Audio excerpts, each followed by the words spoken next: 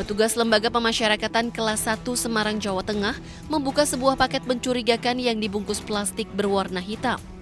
Setelah dibuka, paket tersebut ternyata berisi 300 butir yang diduga alprazolam, 45 butir yang diduga Riklona, serta 1 paket yang diduga sabu. Sebelumnya paket tersebut ditemukan di area pertanian lapas kelas 1 Semarang. Paket diduga dilempar dari luar lapas oleh seseorang untuk ditujukan kepada salah satu warga binaan. Temuan tersebut segera ditindaklanjuti dengan pemeriksaan oleh jajaran keamanan lapas. Pihak lapas menyebut upaya menggagalkan penyelundupan narkoba ini merupakan hasil kewaspadaan petugas. Pihaknya juga menegaskan tidak akan memberikan ruang bagi upaya penyelundupan narkoba maupun barang terlarang ke dalam lapas. Diketemukan bungkusan di area luar lapas, yaitu di pertanian Beranghang Luar, oleh petugas kami yang saat itu tugas di bagian pertanian, menemukan bungkusan, dan setelah diperiksa itu ada 3 jenis barang. Saat ini, seluruh barang bukti telah diamankan dan diinventarisasi. Lapas kelas 1 Semarang dengan Direktorat Narkoba Polda Jawa Tengah juga masih menyelidiki lebih lanjut untuk mengungkap pelaku, serta memperkuat langkah-langkah pencegahan agar kejadian serupa tidak terulang.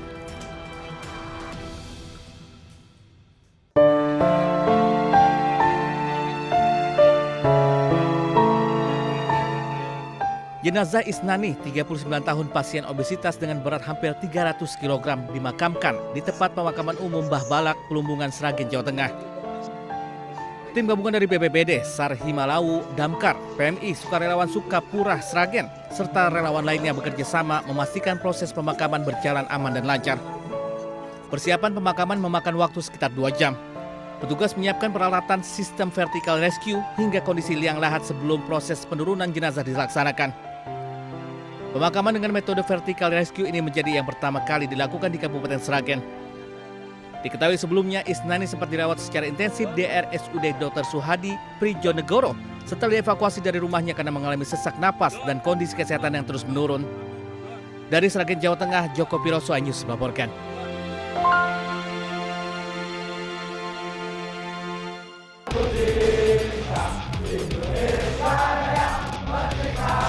Inilah suasana ratusan remaja yang terjaring razia balap liar dihukum menyanyikan lagu kebangsaan Indonesia Raya oleh petugas Polres Temanggung. Ratusan remaja ini ditangkap beserta sepeda motornya saat melakukan balap liar di sepanjang Jalan Kedu, Sari Ayam, Parakan. Pembalap liar langsung membubarkan diri menghindari petugas. Remaja yang tidak sempat menyelamatkan diri langsung ditarik oleh polisi. Beserta sepeda motor yang tidak standar langsung dibina dan dikenai tilang.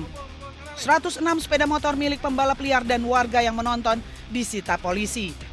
Usai ditilang, ratusan motor berada di Mapolres Temanggung. Kami melaksanakan operasi skala besar, melibatkan 131 personil gabungan, Polres dan Polsek melaksanakan operasi terkait dengan kegiatan balap liar. Di mana kita ketahui bersama bahwa balap liar ini sangat meresahkan masyarakat. Petugas mengimbau kepada orang tua untuk mengawasi anak-anak mereka saat berkegiatan di luar rumah, terutama pada malam hari. Dari Temanggung, Jawa Tengah, Didik Dono Hartono, iNews melaporkan.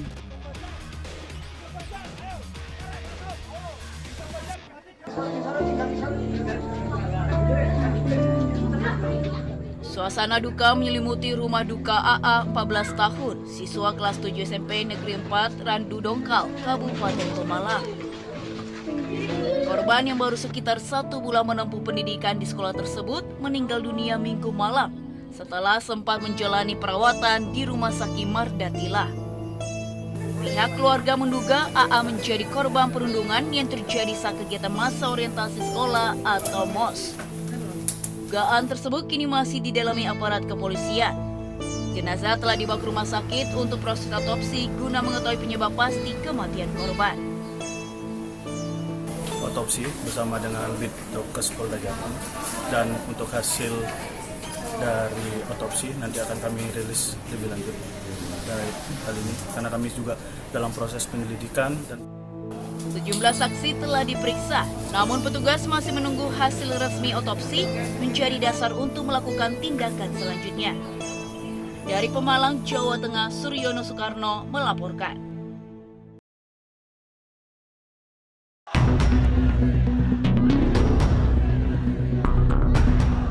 Warga Iran berkumpul di lapangan Imam Hussein sebelum berangkat menuju makam Syekh Abdul Azim di Shah Ere. Brigadir Jenderal Hasan Sadeh, Komandan Korps Muhammad Rasulullah YRGC mengatakan, peringatan tahun ini menunjukkan kohesi dan persatuan di Iran, Irak, dan di tempat lain. امسال حرکت متفاوتی شد در پیوستگی این حرکت اربعین چه در عراق چه در ایران و جاهای دیگه پیوستگی او با مراسم پرعظمت و با عظمت و پرشکوه در واقع ودا و تشییع پیکر امام شهید ما قرار گرفت. در واقع مردم این روزها هم در عراق هم در ایران هم در قم هم در تهران هم در مشهد به خونخواهی سید الشهدا برخاستند، به خونخواهی فرزند سید الشهدا یعنی امام خمینی شهید برخاستند. چه که امروز دنیا داره دریافت میکنه یک انسجام و یک پارچگی تمام عیار. Pada peringatan ini, warga Tehran menyatakan dukungan kepada kepemimpinan dan pemerintah Iran. توجه اتفاقاتی که امسال افتاد و مردم ما بیشتر از 150 چند شب میدانداری کردن، گفتن که الان حضور مردم تو خود حالا کشور واجب‌تره که ما سعی کردیم که همپای بزرگانمون وایسیم. خیلی محکم و استوار پشت رهبرمون ایستادیم و از مرزها و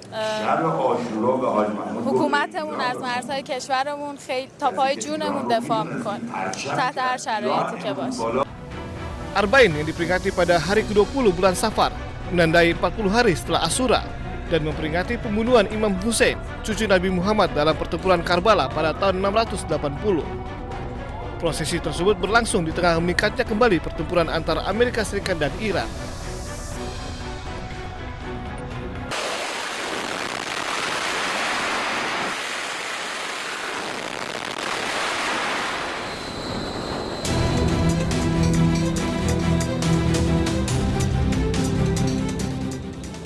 Usai tanda tangan nota kesepahaman damai bulan Juni lalu, konflik antara Amerika Serikat dan Iran kembali memanas. Iran mengecam Amerika Serikat atas dugaan rencana untuk menguasai Selat Hormuz dan merebut cadangan energi Iran. Penasihat militer pemimpin tertinggi Iran, Mohsen Rezai, memperingatkan bahwa setiap pengerahan militer AS di jalur perairan Selat Hormuz akan diserang Iran. الان آتش بحثی وجود نداره ولی حملات ما معنا داره. مثلا کریدور دوم رو به هیچ وجه ما اجازه نمیدیم در تنگه هرمز کریدور دوم باز بشه. حتی اگر ناو هم بیارن ناوشو میزنیم، اگر نیروی نظامی هم بیارن میزنیم. فعلا ما کشتی ها رو تهدید میکنیم که نرن. خب خوشبختانه خیلی از کشتی ها تهدیدات ما رو گوش میکنن، برمیگردن، ما درگیر نمیشیم. ولی بعضیا که معلومه کاملا آمریکایی‌ها بهشون فشار میارن، اونا میان خب یه آسیبی بهشون وارد میشه، خب خودشون برمیگردن. Sebelumnya, Presiden Amerika Serikat Donald Trump menyebut bahwa AS tidak akan membiarkan Iran mengambil kendali atas Selat Hormuz. Ia juga mengatakan Iran tidak akan boleh memungut biaya terkait penggunaan Selat Hormuz. Hal itu dikatakan Trump di Gedung Putih, Washington DC, Amerika Serikat pada Senin. Would Iran be willing to return to fully free navigation of the Has to be. I'm not going to let them charge. If anybody's going to charge, we'll charge. We're the one that has we have total control. You know, we have a thing called a blockade with his Navy. And that Navy is, they call it a wall of steel, the United States wall of steel. And no, there's not going to be charging. We're not talking about charging at all. There won't be charging. Sebelumnya, Trump sempat mengklaim bahwa Amerika Serikat dan Iran telah mencapai kesepakatan mengenai Selat Hormuz menjelang negosiasi pada hari Senin. Namun, Iran membantah adanya perbincangan antara Iran dan Amerika Serikat. Iran menyebut pembahasan rencana terkait Selat Hormuz dilakukan dengan Oman.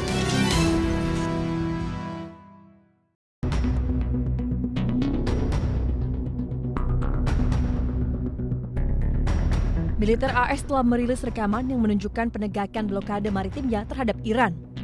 Rekaman yang dirilis Komando Pusat AS CENTCOM diduga menampilkan transmisi radio dari seorang perwira militer AS yang memerintahkan sebuah kapal yang tidak disebutkan namanya untuk mengubah haluan. Captain, you are requested to alter course to 190. If you do not comply, we will compel compliance with force. This is Warship 45. We will monitor your course for compliance at this time. Warship 45 standing by on 16 out.